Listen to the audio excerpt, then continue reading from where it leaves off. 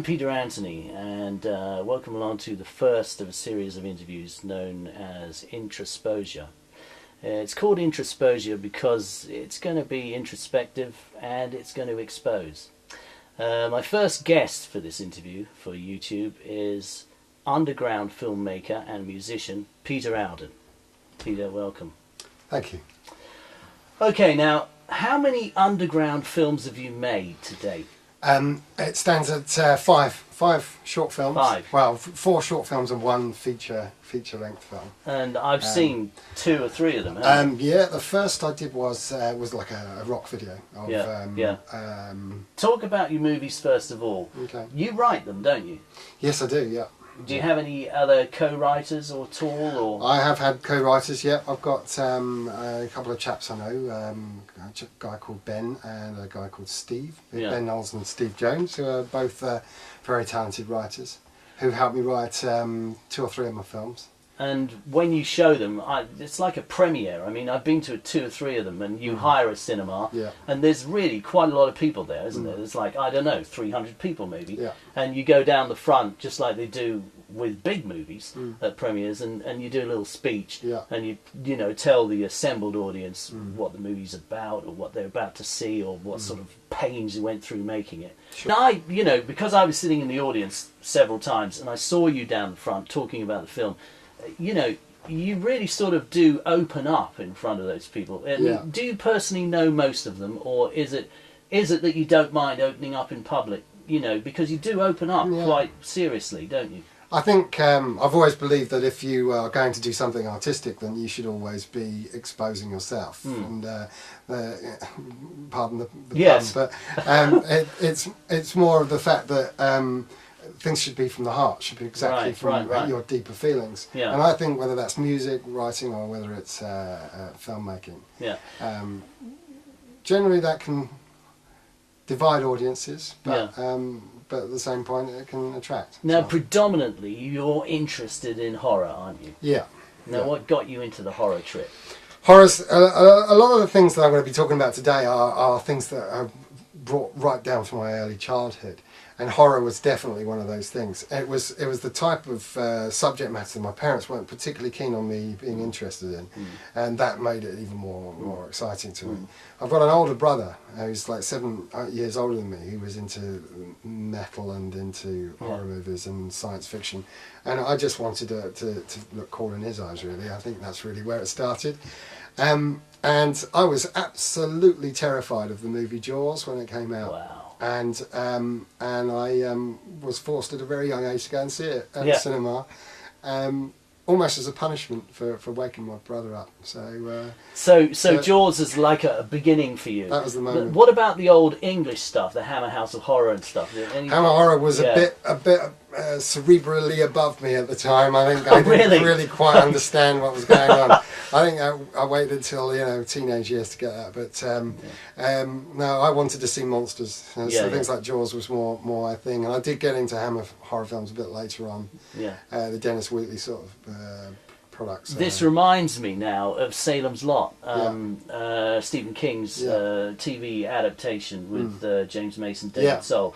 This reminds me, the character You Say You Are reminds me of the little guy in that who builds the horror stories up in his bedroom, and his parents visit him gingerly occasionally, worried about his interest in this morbid, macabre type situation.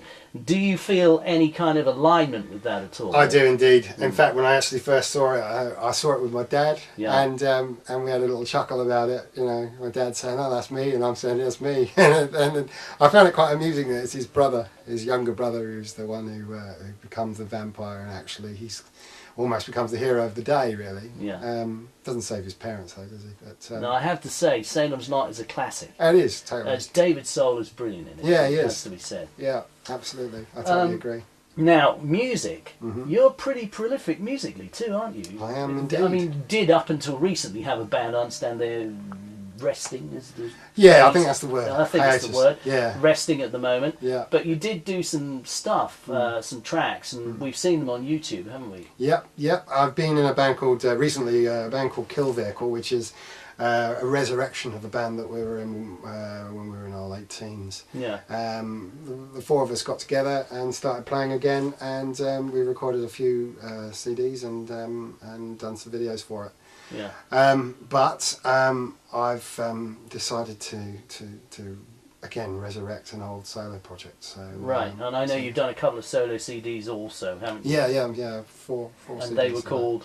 The first one was called Luck Point, which was a mini album, which was recorded at the House on the With studio in Bletchley, which is pretty well. It's where I met Arthur Brown, of all people. Wow. And Fire. Yeah. Right.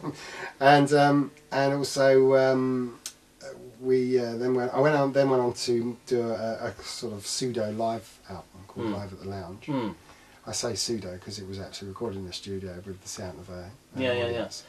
Do you, you know, I'm just guessing now because I'm putting two and two together and perhaps making five, I don't know. But do you see any interest in any kind of musical theatre, perhaps like Rocky Horror Show or anything glammy like that? Yeah. You know, Alice Cooper's act. Yeah, absolutely. So, I mean, my influences certainly come from bands that have theatrical. Yeah.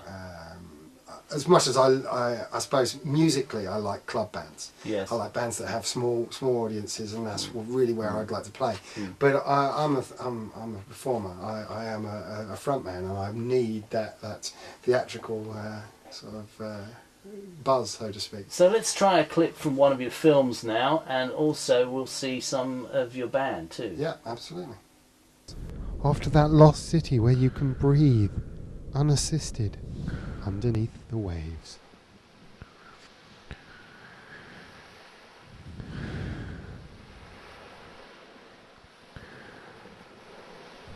There are so many doors here, even one marked broom cupboard.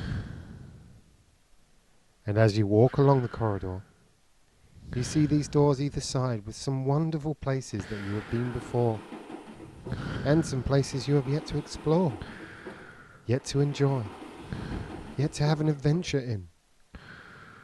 But no matter which door you choose, Jason, you are safe. It's always a wonderful adventure and an enjoyable time for you. Perhaps one of the doors you take takes you to a future time. Time in the future when something in your life is how you want it to be.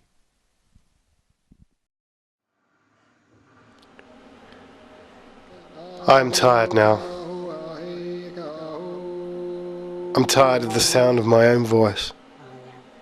There are so many in my head to choose from. Today it appears to be me, but who knows what tomorrow has in mind.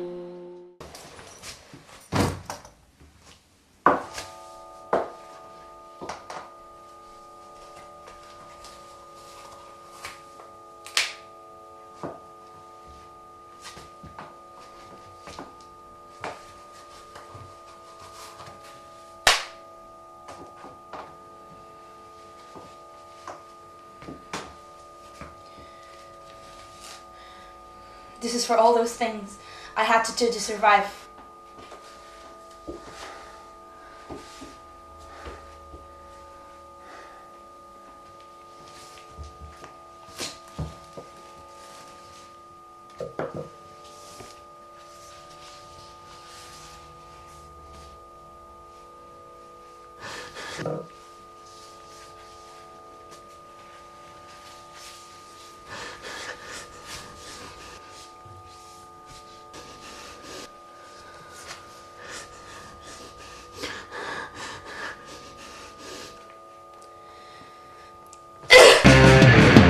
Watch out! Younger than idiots' hands. Break out from these idiots' hands. Get up from the floor and leave this idiot. Make up the time you lost an idiot. Learn.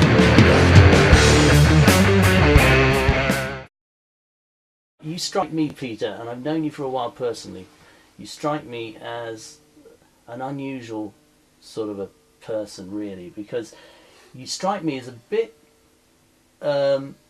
eccentric, but also a little shy. But when you get in front of something like a microphone or a camera, you change. Yeah. As many people do, and you aren't this shy person. You tend to project, and also you're not scared of doing things that other people might decide not to do for various reasons. Yeah. You know, as featured in some of your films, you're not embarrassed about doing something that perhaps others would think, "Oh, I'm never doing that." Yeah. You know, you're not worried about anything coming back later in life to bite you on your butt, are you? And they have, and that's the irony. Already. You know, the irony has they do Yeah. they do that. But I think it's more down to the fact that I suppose I have that one phrase in my mind. I think it was coined by Bill Hicks, where he said, "Play from your heart." So, Yeah. your favourite film, Okay. the film that meant the most to you, that did the most to you, that you'll never forget, and you don't mind going back to and watching over and over again. Which My favourite is film for this is Blue Velvet. Blue Velvet to me doesn't just inspire me as a filmmaker, it inspires me as a musician and as a writer and as a human being, because to me it's the ultimate horror story. Yeah. It's also the ultimate romance. It's the ultimate in everything. It just encapsulates what I would see myself as a complete artist. More down to the fact that the story itself is almost faultless. The performance, especially from Dennis Hopper, is mind-blowing. Yeah. And the actual atmosphere of the film carries the whole thing. When I first saw Blue Velvet, I freaked out, like you said. Me too. Like you said, and I watched the first 20 minutes, and I thought, I don't think I can handle this. Yeah. And then thought, I think I went and made a cup of tea, and I thought, no, I'm going to give this back, and I don't want to watch this film. And then I thought, what am I talking about? This is exactly it. I actually had to sit and say, I can't control this. Yeah. But if I look deeper into it, I love villains, and I love the dark side. The characters, And the both of characters that. he had in Blue Velvet, none better than Dennis Hopper's No. character. No. None better. That's it for TV and movies. Okay. Now, music. The album that struck you, we touched on it earlier on, was Wall of Voodoo. Yeah. Out of all the albums in the whole world, you know, that we've lived with, it seems an unusual choice to me. So I want you to try and explain, because there's been a lot. Yeah. There's been Ziggy, there's been Led Zepp, there's been the Stones, the Beatles, Sgt. Pepper, and you've chosen this. So I think the reason what you've just said to me almost explains it in a nutshell. I've tried in my life to try and find things that are not very well known. I find that the more people enjoy it, which has got nothing wrong with it. There's nothing wrong with Ziggy Stardust and Sure, I Rolling understand. Stones. Yeah. But it's not personal. If everyone else likes it, it's not personal to me. Yeah, I know what you mean. So that's really where I picked it out. But also, I'm not being contrived. Genuinely, I fully see this as most influential. And that's one of the reasons why I've had to pick two, because there are two reasons. So I'm going to try and use the space and time that I would explain in one to describe both. Okay. Wall of Voodoo, I've 7 or 8 albums I've produced, and it was really difficult to pick. I had to pick So a which Wall of one are Voodoo we album. looking at first? So we've got Wall of Voodoo Dark Continent, Okay, Wall of Voodoo Dark Continent. which was released in 1981 on IRS Records. It was their first full-length album. And the reason why I picked it, because as I said to you earlier, it's got that factory, that working class atmosphere. It's got horror movies. Incidentally, Wall of Voodoo were originally a horror movie soundtrack company, but they didn't sell a single soundtrack. The closest they did was Halloween, and Halloween, they didn't actually do the Halloween soundtrack, but they inspired it. When they did their own album, they were using these horror movie ideas to describe it, and it just made this atmosphere so dense. the opening track on it, Red Light, it just appears out of nowhere. It has this feeling and this disengagement that you get when you hear a burglar alarm or a fire alarm. There's something irritating about it, and that's what I like about it. Yeah. It doesn't go away. And then the cheapy drum machines that have been pushed to their highest level of tempo, so they're like 200 BPMs that they're playing these bossa nova drum beats, and it just sounds like factory. You got another one there, haven't you? Yes. Now the other one, because again, you said to me earlier that there's two sides. Oh, Twisted Sister. Yeah. You said to me there's two sides of me. Musically, there's two sides of me. Yeah. There's the cerebral, the one who wants to create great music. Right. Then there's the rock. Yeah. The rock side of me. And Twisted Sister is very important to you. Very important to me. Again, it was this particular album that you're holding now is the original pressing from around 1981. And this is the theatrical side of rock coming out again. Yeah, and that goes to in that vein, very much so, very much so. Now, D.D. Snyder, he's important to you. He's important to me. When I first saw Twisted Sister, it was on the front cover of Sounds magazine that my brother had bought. I was probably about 8 or 9 or something like that, 10 years old. And there's this you can see as a man, guy is at least over 6 foot, grimacing and grinning at you with this big mop of hair and pink clothing, and it's like, what the hell is that? Bit glam, bit New York Dolls, what do you think? Very much New York Dolls, very inspired. They started in '71, they had years, a decade of playing around the New York club circuit. Yeah. Phenomenally successful in that world, but just never got signed. And to me, that's what epitomises it really, is that a band that never gave up, but continued, that stuck to what they wanted to do, and then finally succeeded. That's when it all went downhill. So there's two sides to the musical thing with you as well. You like the traditional, authentic Americana type of music. Yeah. But then you go to this, which is like some sort of burlesque cartoon, and you love that too, don't you? Yeah.